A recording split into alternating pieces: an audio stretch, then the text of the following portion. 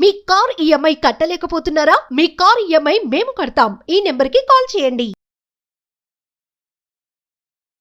Hello నమస్తే, welcome to Suman TV. నేను కీర్తి. ప్రస్తుతం మనతో motivational speaker doctor M Vijay గారు ఉన్నారు. వీరితో ఈరోజు కొన్ని విషయాలు మనం డిస్కస్ చేసుకుందాం. నమస్తే సార్. నమస్తే మేడం. చాలా మంది ఏంటి అంటే వాళ్ళకి ఏ పర్సన్ అయినా, ఒక మనిషి తను అనుకున్నది జరగకపోయినా, మేబీ ఏదో దాంట్లో అయినచ్చు, రిలేషన్షిప్ లో అయి ఉండొచ్చు, కెరియర్ విషయంలో అయి ఉండొచ్చు, లేదంటే మనీ, డబ్బు సంపాదించడంలో, బిజినెస్, ఏదో ఒక విషయంలో తను అనుకున్నది జరగనప్పుడు ఇమోషనల్ గా డిప్రెస్ అయిపోతూ ఉంటారు. సో ఆ టైంలో వాళ్ళకి ఏంటంటే అనుకోని కొన్ని సంఘటనలు చేయడం, అంటే సూసైడల్ అటెంప్ట్స్ చేయడము, లేదంటే ఎదుటి పర్సన్ ని హర్ట్ చేయడము, ఇలాంటివి చేస్తూ ఉంటారు. సో ఒక పర్సన్ ఇమోషనల్ గా డౌన్ అయినప్పుడు ఆ సిచ్యువేషన్ నుంచి తను ఎలా బయటికి రాగలగచ్చు? సో తన్ని తాను మోటివేట్ చేసుకొని ఎలా ముందుకు వెళ్ళాలి? ఎమోషనల్ గా డౌన్ ఉంటే భగవంతుడు ప్రతి ఒక్కరికి ఇచ్చిన గొప్ప అవకాశం ఏంటంటే గాలి పీల్చుకొని వదలటం. గాలి ఎప్పుడైతే ఆగిపోతుందో అప్పుడు ఐక్యం అయిపోయినట్టే. ఎవరైతే ఇలాగ భూమి మీద గాలి తీసుకొని వదిలే అవకాశం ప్రతి ఒక్కరికి కూడా ఈ డిప్రెషన్ అన్న మాట ఉండకూడదు. ఎందుకంటే అదే మన ఆస్తి. ఫస్ట్ ఆఫ్ ఆల్ మనం ఇక్కడ బతుకున్నాము, జీవించున్నామంటే అదే మన ఆస్తి. అక్కడి నుంచి మిరాకల్ సృష్టించవచ్చు. ఉదాహరణకి ఒక ఇద్దరు లైఫ్ స్టోరీస్ చెప్తా నాకు గుర్తున్నవి. జీ అనే ఒక పర్సన్ ఉన్నారు. ఓకే, నాకు నేమ్ అలాగే గుర్తుంది. ఆయనకి చిన్నప్పటి నుంచి కూడా ఒక 6 సంవత్సరాల వయసులో వాళ్ళ ఫాదర్ వదిలేశారు ఇంట్లో. ఆ ఏజ్ లో వాళ్ళ అమ్మని, పిల్లల్ని కూడా, వాళ్ళ అంటారు సిబ్లింగ్స్ ఉంటారు కదా, వాళ్ళని చూసిన బాధ్యత తనదే. ఒక 11 సంవత్సరాల వయసు వచ్చేసరికి స్కూల్ మానేసి ఇంట్లోకి హెల్ప్ చేయడానికి ఆయన ఏం చేశాడంటే, వాళ్ళ ఇంటి పక్కన నైబర్స్ వాళ్ళ చేత కొన్ని వస్తువులు ఇచ్చి అమ్మిరమ్మన్నారు. అని అమ్ముకొని వచ్చేవాడు. కానీ పోలీసులు పట్టిన దాకా తెలియదు ఆయన డ్రగ్స్ అమ్ముతున్నాడని. ఆయన చేత నైబర్స్ డ్రగ్స్ అమ్మిచ్చారు. 11 సంవత్సరాల వయసులో జైలుకి వెళ్ళిపోయాడు. అయ్యో, 11 years ఏజ్ వచ్చి జైలుకి వెళ్ళిపోయాడు. జైల్లో ఆయన కొత్త పాఠాలు నేర్చుకున్నాడు. తనలో ఉన్న టాలెంట్ ఏంది కనిపెట్టి తను బాగా పాటలు పాడతాడు, ర్యాప్ చేయగలడు. ఉంటది కదా, ర్యాపింగ్ ఉంటది కదా, అలా చేయగలడు. అట్లా నేర్చుకున్నాడు. ఆ ర్యాపింగ్ కావాలంటే మనకి ఏం కావాలంటే రిథమిక్ వర్డ్స్ రావాలి, రైమ్స్ రావాలి, ఏమంటారు రైమింగ్ వర్డ్స్ రావాలి. ఆ రైమింగ్ వర్డ్స్ రావడానికి ఆయన ఏం చేశాడంటే డిక్షనరీని మొదటి అట్ట నుంచి చివరి అట్ట దాకా చదివేవాడట. అట్ట నుంచి అట్టకి, అంటే ఒక్క పదం కూడా వదిలిపెట్టకుండా ప్రతి ఒక్క పదం చదివి దానికి రైమింగ్ వర్డ్స్ ఎత్తుక్కుంటా ఆ ర్యాపింగ్ లో బాగా డెవలప్ అయ్యాడు. అయిపోయి బయటకు వచ్చిన తర్వాత నిన్న ర్యాప్ చేస్తా ఉంటే, ఆ మ్యూజిక్ పెడతా ఉంటే, చేస్తూ ఉంటే ఎవడు గుర్తించలే.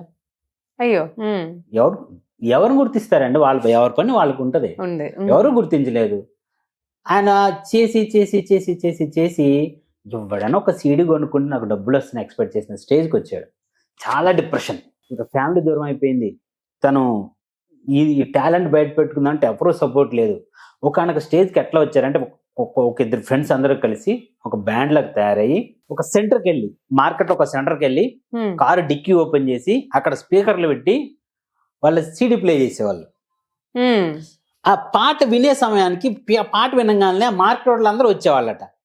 ఎవరు ర్యాప్ చేస్తున్నారు, బాగుంది బాగుంది అని అడిగితే ఇది నేనే ర్యాప్, ఇదిగో సీడీ అని డబ్బులు సీడీ అమ్మేవాడు.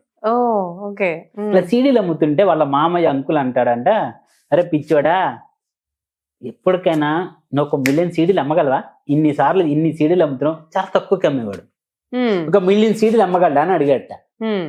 దాన్ని ఛాలెంజ్ గా తీసుకొని ఒక అవకాశం వస్తే ఏం చేయాలంటే వాళ్ళందరూ కలిసి ఒక బ్రాండ్ కూడా, ఒక ఏమంటారు, ఒక ట్రూప్ పేరు పెట్టుకుంటారు కదా, ఒక బ్యాండ్ పేరు పెట్టుకుంటారు. ఆ బ్యాండ్ పేరు ఒకటి పెట్టుకొని దాన్ని బ్రాండ్ గా తయారు చేశారు. బ్యాండ్ని బ్రాండ్ గా తయారు చేశారు. ఆ సీడీ రిలీజ్ చేస్తూ ఎక్కడికి వచ్చాడంటే ఆయనే 1,000 మందికి జీతాలు ఇచ్చేదాకా వచ్చాడు. ఒకప్పుడు ఆయన గుర్తించలేదు ఎవరు. కానీ ఆయన వర్క్ ఏంటంటే ఆయన నాలెడ్జ్ ఏంటిది, టెక్నిక్ ఏంటిది, ర్యాప్ చేయడం. ఆ ర్యాపింగ్ అనేదాన్ని సీడీలు పంచి అమ్మి అమ్మి అమ్మి అమ్మి ఒక స్టేజ్కి 1 million CDs 1 million times అమ్మట. 1 million CDs 1 million times అమ్మాయని చెప్తాడు ఆయన. మనం 1 million అంటే 10 లక్షలు, 10 లక్షల సీడీలు 10 లక్షల సార్లు అమ్మాడు. ఒక ర్యాపింగ్, ఈ మ్యూజిక్ లోనే ఆయన మల్టీ మిలియనర్ అయిన పర్సన్. ఆయన జియో సమ్ పేరు ఉంటుంది. The great person. లైఫ్లో ఆయన చూడని డౌన్స్ లేవు. ఎప్పుడైతే నువ్వు నేర్చుకోవటం మానేస్తావో అప్పుడు నువ్వు బతుకున్నా చనిపోయినట్టే అని చెప్తారు. ఇంకా మనం ఫేమస్ పర్సన్ ది రాక్ అనే పర్సన్ పేరు ఉంటాం. రాక్ WWE స్టార్, అవునవును, రాక్ అని పేరు ఉంటాం. మూవీస్ లో కూడా చేస్తాడు, మూవీస్ లో చేసి ఉంటాడు. ఆయన పరిస్థితి మరీ దారుణం. చిన్నప్పుడు రాబరీ చేశాడు, దొంగతనం చేశాడు, జైలుకి వెళ్ళాడు.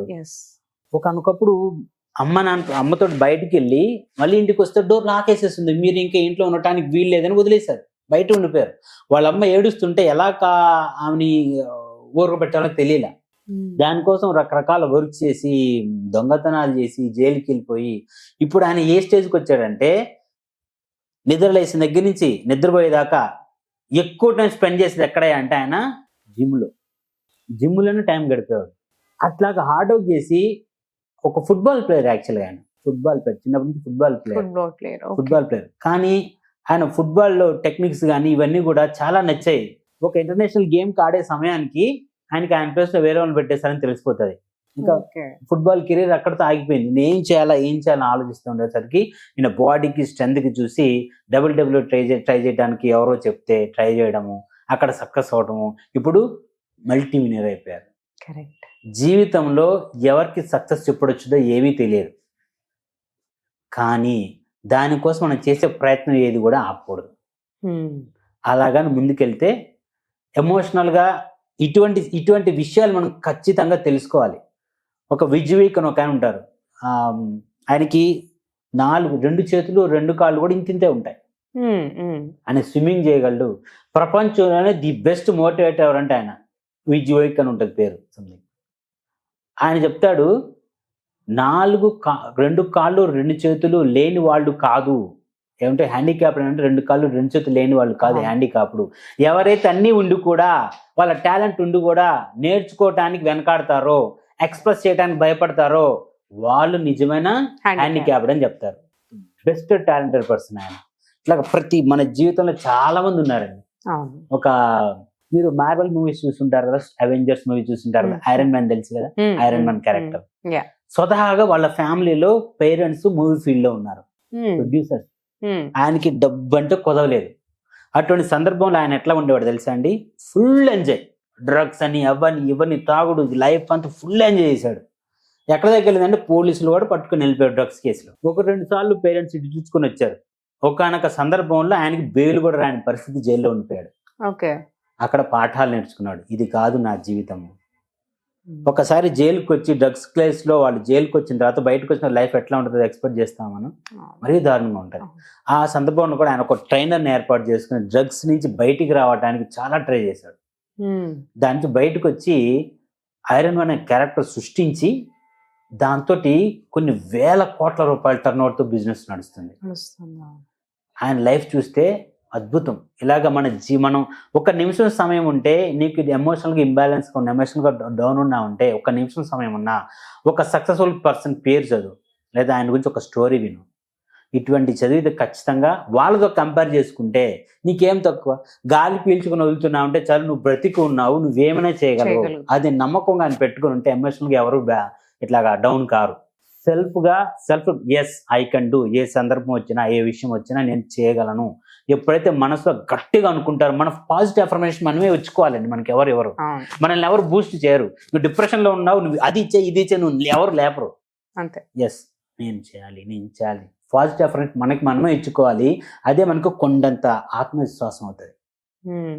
Self motivation is more important when you are emotionally down. ఎప్పుడు కూడా సక్సెస్ అయిన పీపుల్తో నువ్వు కంపేర్ చేసుకోకూడదు. సక్సెస్ అయిన పీపుల్ ఎలాగ సక్సెస్ అయ్యారు, వాళ్ళ పాత ఎలా ఉంది, ఎన్ని ఒడిదుడుకులు ఎదుర్కొన్నారు, వాళ్ళతో పోల్చుకుంటే నేను అసలు ఒక లెక్కేనా అని ఆలోచిస్తే నేను ఇంకా చేయాల్సింది చాలా ఉంది నాకు ఆలోచన వస్తుంది. ప్రాబ్లమ్స్ ఉన్నప్పుడు వాళ్ళు ఎలా బయటకు వచ్చారు, సాల్వ్ చేసుకో. ఎస్, అవన్నీ చూస్తే మన ప్రాబ్లం చాలా చిన్నగా అనిపిస్తాయి. సో దాన్ని ఓవర్కమ్ చేయడానికి చిన్న విషయాలకి ఆత్మహత్యలు చేసుకునేది కాదు సొల్యూషన్. దానికి నిజంగానే చిన్న విషయాలకే అందరూ డిప్రెస్ అయిపోయి ఇప్పుడు సూసైడ్ దానికి వెళ్ళిపోతున్నారు. అది 100% కాదు. 10th ఫెయిల్ అయితే లైఫ్ అయిపోయినట్టే. కరెక్ట్. 10th ఫెయిల్ అయితే కొంతమంది అయితే ఇంకా అదేంటి మమ్మీ డాడీ తిట్టారనే సూసైడ్ చేసుకుంటున్నారు. వాళ్ళందరూ కూడా చెప్పేది మనం ఒక్కటే, ఏది కూడా కష్టాలు ఏవి శాశ్వతాలు కాదు. ఫస్ట్ పాయింట్, ఈ రోజు ఉంటే రేపు వెళ్ళిపోతాయి, కానీ లైఫ్ అనేది మన జీవితాంతం మనం నడిపించుకుంటూనే ఉండాలి. అందులో మనకి ఎలాగ ఫోకస్ చేస్తున్నాం, మన లైఫ్ని ఎలాగ పక్కన వాళ్ళకి చూపిస్తామో దాన్ని బట్టి మన లైఫ్ పోర్ట్రేట్ అవుతుంది. ప్రాబ్లం వచ్చినప్పుడు దాన్ని ఓవర్కమ్ చేయడానికి ఏమేమి ఫాలో అవ్వాలి, దాన్ని ఎక్కడి నుంచి తీసుకోవాలనేది కానీ ఒక్కసారి బేరీజ్ వేసుకుంటే మనం ఎమోషనల్గా డౌన్ ఉన్నప్పుడు పెరగచ్చు. ఒక ట్రైనర్ తీసుకోవచ్చు, ఒక పర్సన్ తీసుకోవచ్చు, మిమ్మల్ని మోటివేట్ చేసే వాళ్ళు ఎవరైనా కావచ్చు. మీరైనా ఇంకొకరు మోటివేట్ చేసే పర్సన్ అయి ఉండొచ్చు సందర్భాన్ని బట్టి. మేడం లాగా నేను వర్క్ చేయాలి, హార్డ్ వర్క్ చేయాలని కొంతమంది మీరు మోటివేషన్ కావచ్చు. అలాగా ఏది ఒక వస్తువు కావచ్చు, ఒక వ్యక్తి కావచ్చు, ఎమోషనల్గా డౌన్ ఉన్నప్పుడు ప్రతి ఒక్కరి దగ్గర నుంచి కూడా మనం అంటారు పాజిటివ్ అఫర్మేషన్స్ తీసుకుంటే మనం కూడా పాజిటివ్గా సక్సెస్ అవుతాం. చాలా బాగా చెప్పారండి. Thank you so much. Thank you అండి.